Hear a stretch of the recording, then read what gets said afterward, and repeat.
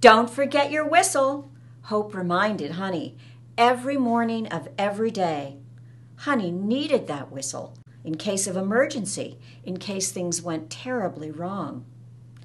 Hope and Honey Scroggins were the closest of sisters, had been right from the start.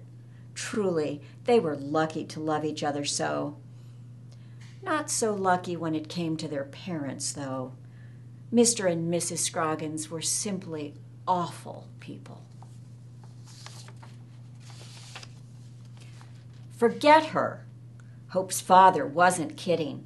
He never kidded. Moments before, he had ordered Honey, Hope's little sister, a skim coat of bubble gum covering most of her small face, out of the car. "I've told you 1,000 times," he said, "no laughing." Now, as he stepped on the gas and the car lurched back onto the highway, the first words out of his mouth were, "Forget her." A cyclone of dust rose up in their wake. Dumbfounded, Hope stared out the rear-view window at her sister. For a few seconds, she couldn't even make out Honey's little body in the swirl of debris their car wheels had kicked up. By the time she could, Honey had already receded. "We warned her," Hope's father said. "Time she learned her lesson," her mother chimed in. Honey was growing smaller and smaller, her pudgy hand raised in a sad little wave goodbye. Hope opened her mouth to call Honey's name, but found she had lost her voice. "How about meatloaf for dinner?" Hope's father said. Her mother said, "You and your meatloaf," and reached across the front seat to give his hand a pat. Hope stared out the window. Honey was a speck. Honey was gone. Oh, gone where?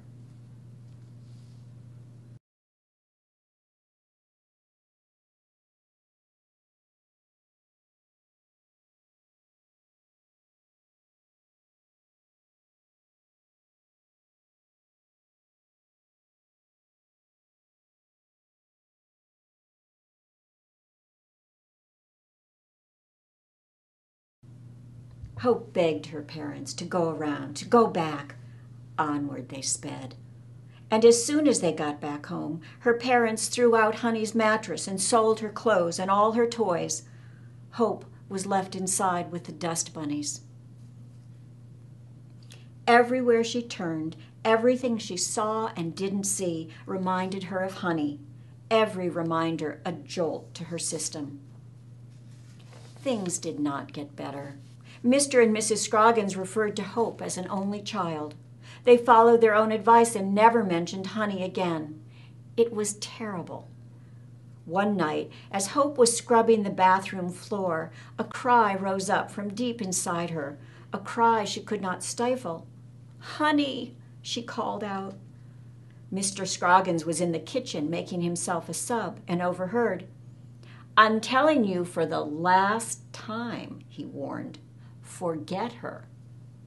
Hope shook her scrub brush up to heaven. She would never forget her, never. Honey was lodged deep inside Hope's heart, her broken heart, sheltered there like an egg in its nest. But the terrible truth that Honey was really and truly gone did take its toll. After a while, Hope put on her nightgown, crawled into bed, and simply called it quits. After Hope called it quits, her life took a surprising turn. Not surprisingly, since she was in bed all the time, she started sleeping a lot more.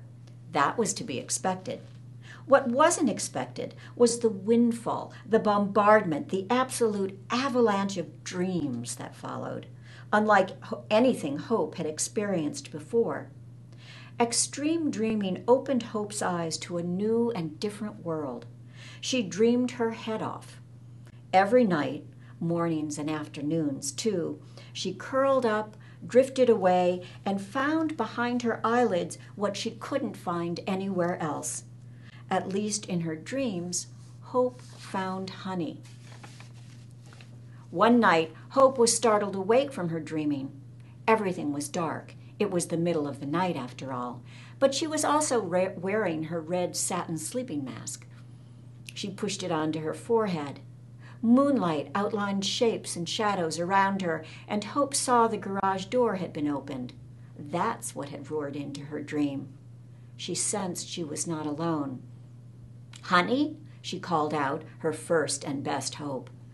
And then she saw him, a man, hunched over and wide, standing in the corner among the brooms and shovels. Springing up on her cot, she asked, "Who are you?"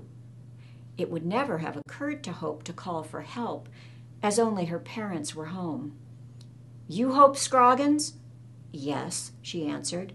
The barrel-chested man took a step forward. "Okay, let's go," he grunted, then lumbered closer. Suddenly he stopped. "Oh, geez, a kid," he said. "And look, they got you sleeping in the garage. That's lousy." Hope had grown used to the garage. She didn't mind it. "Why are you here?" she asked. "Oblerata and Sons," he told her, perhaps by way of introduction. "Pick up and delivery." "Pick up what?" "You," he said, but it was really like he was saying, "What else?" He raised his thick hands and twitched his fingers toward himself, indicating she should get a move on. "Let's go." "Where?" Hope asked, surprised. She never got to go places, and the notion of going somewhere, anywhere, rose inside her like a bubble. WWMB. WWMB? What's that? Worldwide Memory Bank. "Do I have to?" she asked. "You're on my pickup list," he told her. "They want you." Now, there was something Hope had never been told before, that she was wanted. A pleased little grin broke through her effort to stifle it. "Plus, you don't got a choice," Oblerata said, but he didn't rub it in.